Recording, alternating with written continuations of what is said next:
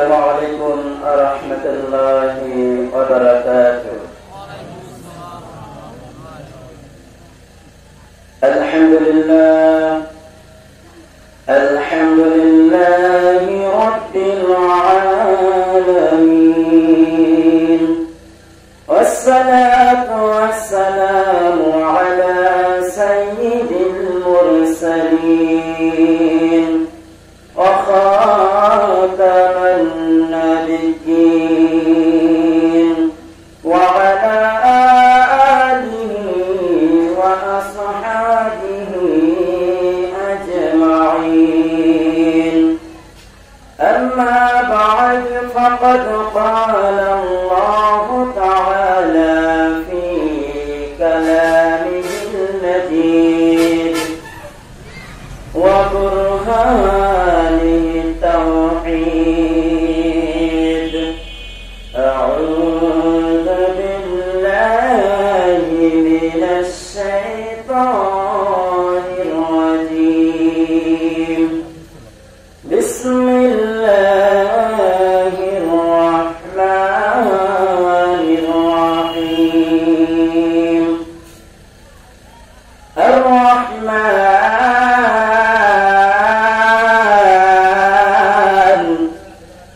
علم القرآن، خلق الإنسان، علمه البيان،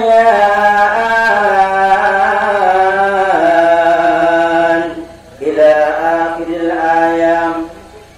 خيركم من تعلم القرآن وعلمه.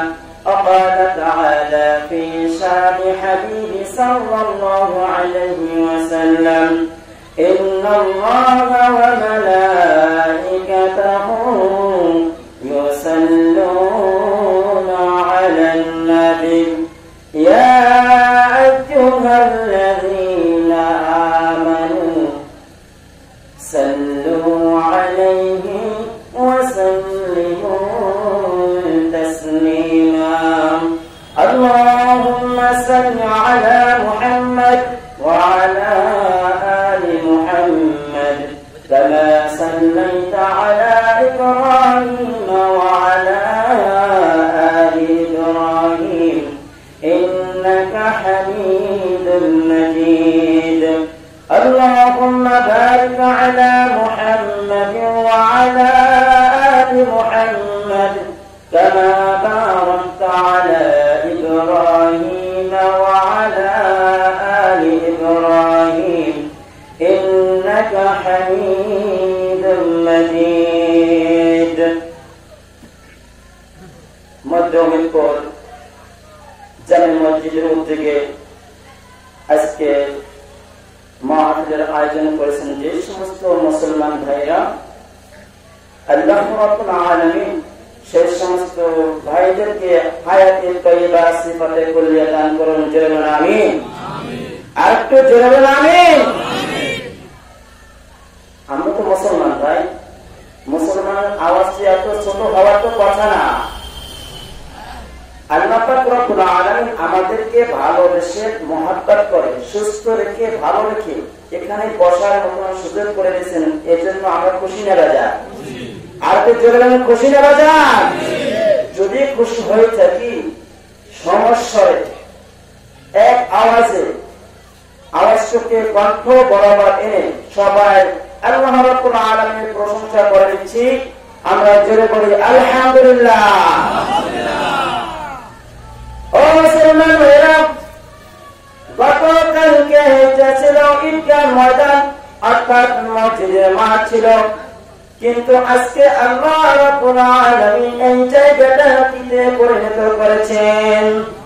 قال النبي صلى الله عليه الصلاة والسلام: مجالس العلم هي روضات من الرياض الجنة.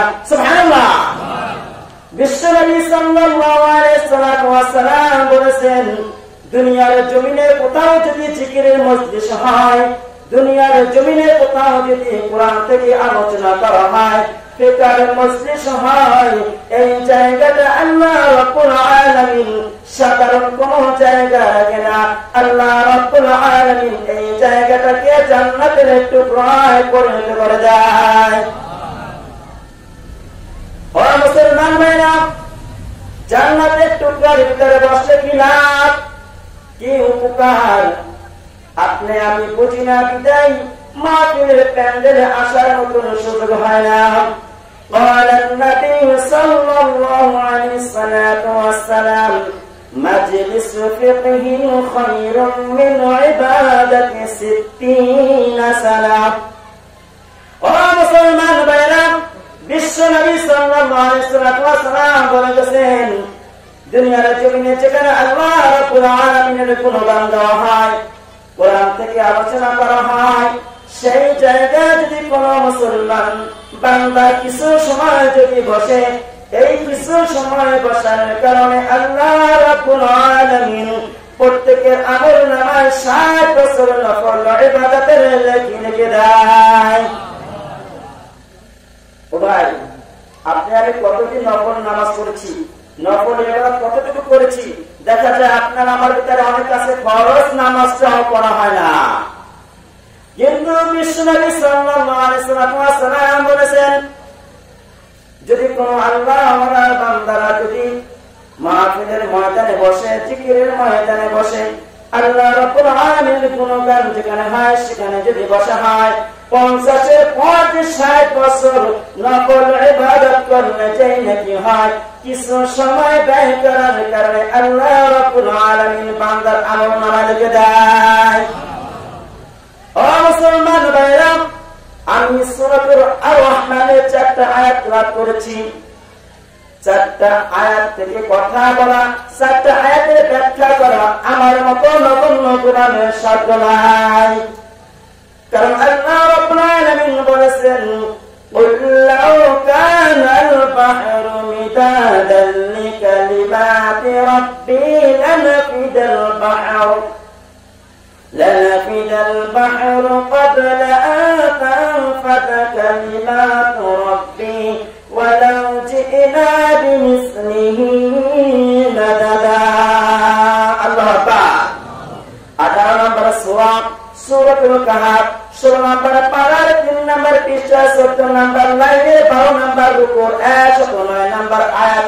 আল্লাহ রাব্বুল আলামিন বলেছেন, দুনিয়ায় যত পানি আছে, সমস্ত পানি যদি সমুদ্রের পানি যদি কালি বানানো হয়, আর দুনিয়ার সমস্ত মানুষ যদি আমার কালামের ব্যাখ্যা লেখা শুরু করে, সমস্ত পানি শেষ হয়ে যাবে, কিন্তু আল্লাহ রাব্বুল আলামিনের কালামের ব্যাখ্যা লেখা শেষ হবে না।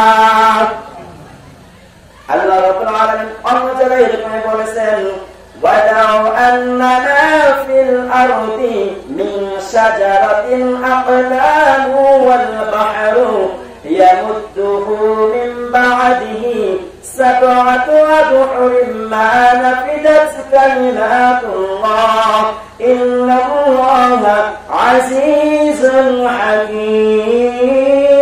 حَكِيمٌ। আল্লাহু আকবার।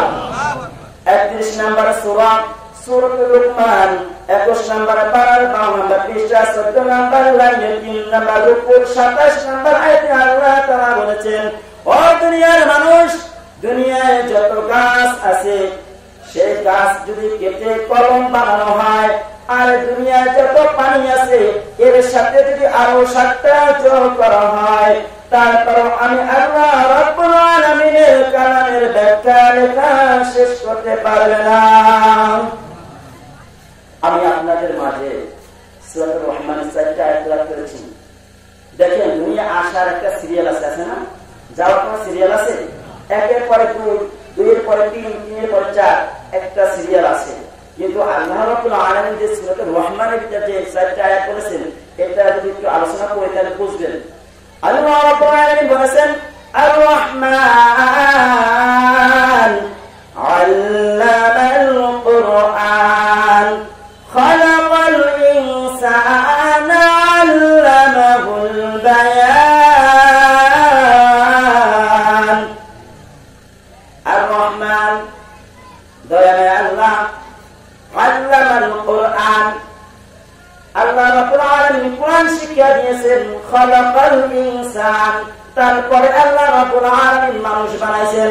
ও মুসলমান ভাইরা, আপনারা বলেন তো আল্লাহ রাব্বুল আলামিন আগে মানুষকে কোরআন শিক্ষা দিয়েছেন না মানুষকে আগে বানাইছেন? আগে কি বানাইছেন? মানুষ বানাইছেন, তারপরে কোরআন শিক্ষা দিয়েছেন। কিন্তু এখানে আল্লাহ রাব্বুল আলামিন কেন বলেছেন আমি মানুষ বানাইছি আগে, তারপরে কোরআন শিক্ষা দিয়েছি আগে, তারপরে মানুষ বানাইছি? একটু খেয়াল করে শুনুন। আল্লাহ রাব্বুল আলামিন বলেছেন আল্লামাল কুরআন খালাকাল ইনসান, কোরআন শিক্ষা দিয়ে মানুষ বানাইছে। ও মুসলমান ভাইরা, কখনো এটা হতে পারে না যে আল্লাহ রাব্বুল আলামিন মানুষ বানানোর আগে কোরআন শিক্ষা দিয়েছেন। এটা আসল। আমরা মানুষ গত দুই প্রকার। একটা হচ্ছে জন্মগত মানুষ, আর একটা হলো গুণগত মানুষ। সবাই জন্মগত মানুষ হয়তো কোনো শিক্ষার প্রয়োজন হয় না। আপনি যেদিন থেকে দুনিয়ায় ভূমিষ্ঠ হয়েছেন, জন্মগ্রহণ করেছেন, আপনার একটা পরিচয় হলো আপনি মানুষ। কি মানুষ?